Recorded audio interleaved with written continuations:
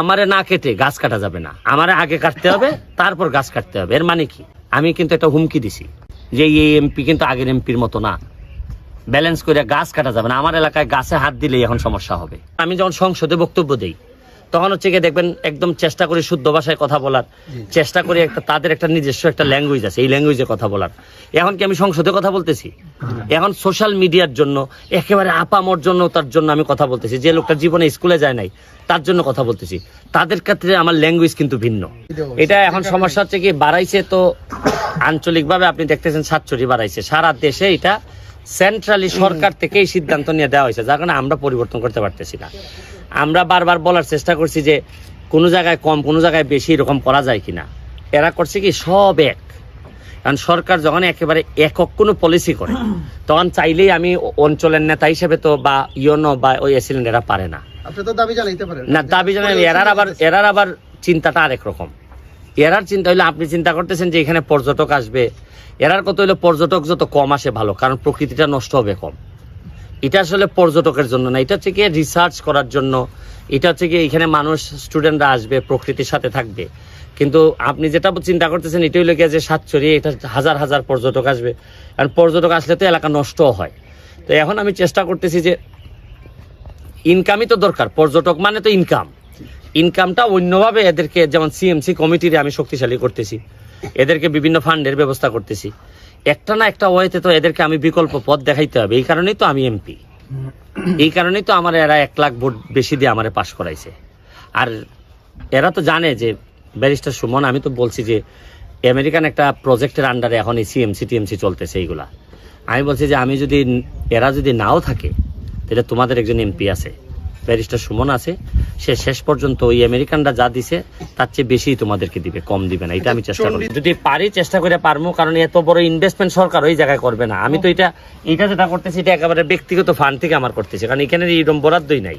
এই পর্যন্ত কয়বার তাদের পাশে এরাই তো জানে, আমি 3 বার দাঁড়াইছি এই পাশে, এই ব্রিজের এক্সটেনশন করছি, এখন ব্রিজ হয়ে যেতেছে। মানে বিষয় হচ্ছে কি, প্রকৃতির সাথে যখন মানুষ দুর্ব্যবহার করে তখন প্রকৃতি কি করে এটার একটা ছোট নমুনা আমাদেরকে দেখাই দিয়ে যাচ্ছে। এখানে একটা সময় নির্বিচারে বালু তোলা হয়েছে, এখন দেখেন বাইঙ্গা সাইড থেকে একদাল লাগাই লিতেছে, কারণ এই আমাদের পুরো এলাকাটার নিচে তো বালু, বালুর কারণে আপনি চা গাছ হইতেছে, সবকিছু মিলাই আপনাদের দিছে। আপনারা প্রকৃতি আমাদেরকে অনেক সম্পদ দিছে, কিন্তু প্রকৃতি আমাদেরকে সবগুলারে মানুষ দেয় না, কিছু অমানুষও দিছে, যার কারণে এই অমানুষরা করতেছে কি প্রকৃতিটারে একেবারে নষ্ট করে দিচ্ছে। কারণ সবাই মিলে একটা স্বপ্নের সাথে আমাদের এমপি বানাইছে। আমি এখন এই অমানুষ এবং প্রকৃতির বিরুদ্ধে যুদ্ধ ঘোষণা করছি। এটা তো আসলে স্বাভাবিক প্রক্রিয়া। কোথাও মসজিদ লাগে, কোথাও মানুষের অজুখানা লাগে, কোথাও টিউবওয়েল লাগে, কোথাও বাথরুম লাগে, যেখানে যেটা লাগতেছে এটা আস্তে আস্তে সৌন্দর্য বর্ধনের পরে কিন্তু বাড়ছে পর্যটক। হ্যাঁ, এটা আপনি খালি পর্যটক খালি এখন তো আপনি বলতেছেন বাড়ছে, আগামী বছর এমনও হইতে পারেন যে বলবেন যে আর তো নিতে পারতেছি না। এটাও সহ্য করতে হবে সোনারঘাটের মানুষ, মাধবপুরের মানুষের। শুনেন, বিশ্বাস অর্জন করলে ধরেন আপনারা যতগুলা সাংবাদিক বা ইউটিউবার যারা আপনারা আমার সাথে আসেন, আমার জানা নাই যে এইরকম আর কোনো এমপির সাথে যায় কিনা, কারণ আপনাদের একটা বিশ্বাস আছে যে এই কথাগুলা, যে কথাগুলো আমি বলি এগুলো হয়তো হৃদয় থেকে বলি, সাধারণ মানুষ শুনে, এই কারণেই তো আপনারা আমার সাথে আসেন। তো যেহেতু বিশ্বাসের কারণে আপনাদেরকে আনতে পারছি, আপনারা এত বড় একটা মেশিন নিয়ে চলাফেরা করেন, তাহলে সারা বাংলাদেশের মেশিন ছাড়া লোকদের আনতে পারবো না আমি? দেখবেন আমি কেমনে আনি। শুনেন, বিশ্বাসের কারণে আমাদের লক্ষ্য উদ্দেশ্য হলো আপনি যা বলেন, আমরা তরুণ প্রজন্মের কাছে আমরা এটা প্রকাশ করতে চাই, আমাদের মাধ্যমে জানিয়ে দিতে চাই। এটাই তো দুনিয়া, আপনি যত ছড়াই দিবেন তত মানুষ অনুপ্রাণিত হবে। আমি আপনাদেরকে কেন প্রিজার্ভ করার চেষ্টা করি, আমি কেন অনেক সময় অনেক কথা এমপি হিসাবে আমি বলতে পারি না, তা আমার বলা লাগে। কেন বলা লাগে? কারণ মানুষকে তো আমাদের সোশ্যাল মিডিয়ার তো আলাদা একটা রুলস রেগুলেশন আছে। এখানে একবার ছাপা অক্ষরে বক্তব্য দিলে সোশ্যাল মিডিয়া শুনবে না। সোশ্যাল মিডিয়ার দাবি, যেমন আমি যখন সংসদে বক্তব্য দিই তখন হচ্ছে গিয়ে দেখবেন একদম চেষ্টা করি শুদ্ধ ভাষায় কথা বলার, চেষ্টা করি তাদের একটা নিজস্ব একটা ল্যাঙ্গুয়েজ আছে, এই ল্যাঙ্গুয়েজে কথা বলার।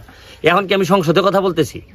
এখন সোশ্যাল মিডিয়ার জন্য একেবারে আপামর জন্য তার জন্য আমি কথা বলতেছি, যে লোকটা জীবনে স্কুলে যায় নাই তার জন্য কথা বলতেছি। তাদের ক্ষেত্রে আমার ল্যাঙ্গুয়েজ কিন্তু ভিন্ন। যেমন আমি আজকে একটা কথা বলছি, আমি জানি যে এটা আপনারা হাইলাইট করবেন। আমি বলছি যে আমারে না কেটে গাছ কাটা যাবে না, আমারে আগে কাটতে হবে, তারপর গাছ কাটতে হবে। এর মানে কি? আমি কিন্তু একটা হুমকি দিছি যে এই এমপি কিন্তু আগের এমপির মতো না, ব্যালেন্স করে গাছ কাটা যাবে না। আমার এলাকায় গাছে হাত দিলেই এখন সমস্যা হবে। তোমার আমি বিকল্প ব্যবস্থা করে দিতেছি, কর্মসংস্থান করে দিচ্ছি। এরপরে যদি গাছ কাটো তাহলে ধরে নিব যে তুমি আমারে কাটার সমান। আর আমারে কাটলে কি আমি ছাড়বো? আমারে কাটা মানে কি শারীরিকভাবে কূপ দেওয়া না। আমার এলাকায় অন্যায়ভাবে যে কোনো একটা কূপ পড়লেই মনে করি যে এটা আমার উপর কূপ পড়া। আমি প্রতিশোধ পরায়ণ না, কিন্তু আমার প্রকৃতিরে যে নষ্ট করবে, আমার সিনটেক্সটা যেটা সামাজিক ভারসাম্য যারা নষ্ট করবে, তাদের বিরুদ্ধে ইয়াং ছেলেদেরকে নিয়ে এখানে যারা আছে, প্রতিটা ছেলের বয়স হয়তো 30-35, কিন্তু এরা যে সার্ভিস দিয়ে যাচ্ছে মনে হইতেছে আমার কাছে 70-60 বছরের মানুষ যেভাবে দিতেছে এইভাবে দিতেছে। তো এরার কর্মস্পৃহা আছে, ইয়াং, এদের মধ্যে সম্ভাবনা আছে। আমি দ্রুত চাচ্ছি যে পৃথিবীতে যদি না থাকি তে আমার পরে কারা নেতৃত্ব দিবে, এদের মধ্য থেকে আমি নেতৃত্ব তৈরি করে যাচ্ছি, যাতে আমি না থাকলেও ব্যারিস্টার সুমনের অভাব যেন অনুভব না হয়। Thank you.